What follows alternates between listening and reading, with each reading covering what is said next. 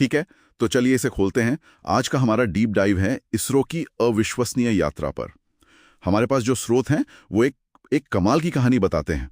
मतलब साइकिल पर रॉकेट के पुर्जे ढोने से शुरुआत हुई और आज हम चांद के दक्षिणी ध्रुव पर हैं।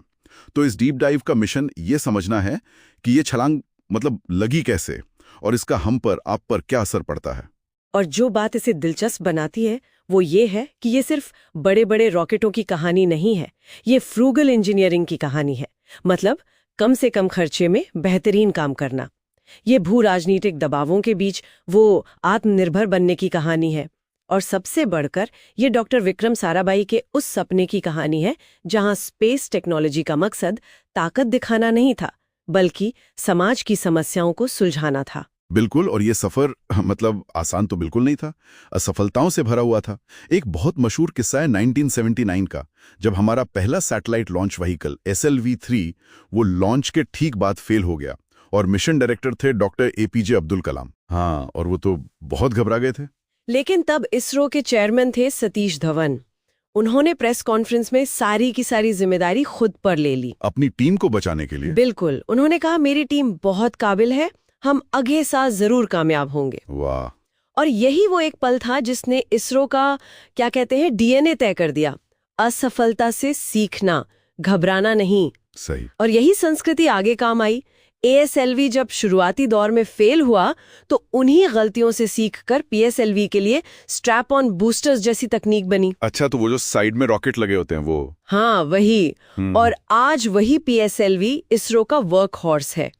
इतना भरोसेमंद कि इसने एक साथ 104 सैटेलाइट लॉन्च करने का रिकॉर्ड बना दिया। तो ये छोटे और मीडियम सैटेलाइट्स के लिए तो ठीक था, पर जो भारी वाले सैटेलाइट्स थे उनके लिए तो ज्यादा ताकतवर इंजन चाहिए होगा। हाँ, और यही कहानी में एक बहुत बड़ा मोड़ आया। हमें जरूरत थी क्रायोजेनिक इंजन की, जिसके लिए रूस से टेक्नोलॉजी ट्रांसफर का एक समझौता भी हुआ। लेकिन 1992 में अमेरिका ने मिसाइल टेक्नोलॉजी फैलने के डर से रूस पर प्रतिबंध लगा दिए। ओह, तो मतलब डील कैंसिल हो गई। हाँ, डील रद्द हो गई और वो एक बहुत बड़ा झटका था। तो फिर तो हमारा पूरा प्रोग्राम ही पीछे चला गया होगा। उस वक्त तो ऐसा ही लगा। लेकिन अगर आप लंबी दौड़ में देखें तो यही प्रतिबंध एक तरह से छिपा हुआ वरदान था, जिसने भारत को अपनी क्रायोजेनिक तकनीक बनाने पर मजबूर कर दिया। शुरुआत में बहुत मुश्किलें आई। GSLV रॉकेट बार बार फेल हुआ, इतना कि उसे मजाक में नॉटी बॉय कहा जाने लगा। Naughty boy? हाँ, लेकिन इसी जिद ने हमें LVM-3 जैसा बाहुबली रॉकेट दिया, जिसका आज 100% सक्सेस रेट है। कमाल है। तो मतलब उसी नॉटी बॉय को सुधारते सुधारते हम मंगल तक पहुंच गए। पर मंगलयान मिशन के बारे में जो सबसे हैरान करने वाली बात है वो है उसकी लागत। कहते हैं हॉलीवुड की फिल्म ग्रेविटी के बजट से भी कम। ये कैसे मुमकिन है? यही तो फ्रूगल इंजीनियरिंग का जादू है। इसरो ने विदेशी सलाहकारों पर खर्च नहीं किया, अपने ही वैज्ञानिकों पर भरोसा किया। महंगे पुर्जों के बजाय स्वदेशी विकल्प इस्तेमाल किए और नतीजा, हम पहले ही प्रयास में मंगल पर पहुंचने वाला पहला देश बन गए। और शायद यही सीखने वाली जिद चंद्रयान-3 में भी काम आई, क्योंकि चंद्रयान-2 की लैंडिंग तो वो आखिरी पलों में नाकाम हो गई थी। बिल्कुल। चंद्रयान-2 की विफलता के बाद इसरो ने विफलता आधारित डिजाइन अपनाया। इसका क्या मतलब हुआ? इसका मतलब था उन सभी वजहों को खोजना और ठीक करना जिनकी वजह से मिशन फेल हो सकता है। एक एक चीज पर काम किया गया और नतीजा हम सबने देखा। भारत चांद के दक्षिणी ध्रुव पर उतरने वाला दुनिया का पहला देश बना। ये सब तो अंतरिक्ष की बड़ी बड़ी बातें हैं, पर सवाल वही है, इन सब मिशनों का जमीन पर, आम जिंदगी पर क्या असर होता है? इसका सबसे जबरदस्त उदाहरण है आपदा प्रबंधन। 1999 के ओडिशा सुपर साइक्लोन में कोई सटीक चेतावनी नहीं थी, 10,000 से ज्यादा जानें गईं। बाप रे।